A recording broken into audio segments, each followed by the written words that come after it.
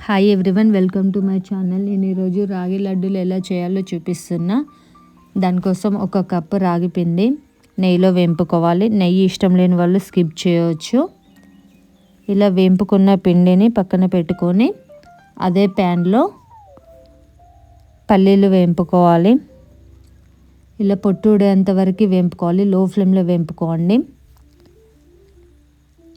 పొట్టు మొత్తం తీసాక మిక్సీ జార్లో వేసుకొని ఒక 2 ఇలాచీస్, చిటికెడంత సాల్ట్ వేసుకొని మిక్సీ పట్టుకోవాలి. ఆ పౌడర్ ముందు కలిపి పెట్టుకున్న రాగి పిండిలో కలుపుకోవాలి. బెల్లం హీట్ చేసుకోవాలి. పానకం రావాల్సిన అవసరం ఏం లేదు.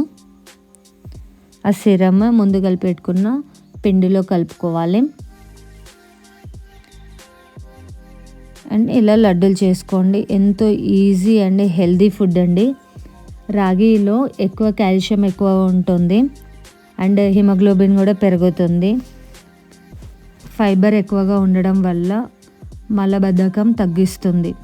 సో రోజుకి ఒకటి తినొచ్చండి. పిల్లలైనా పెద్దవాళ్ళైనా డైలీ ఒకటి తినొచ్చు. Thank you for watching this video. Please share.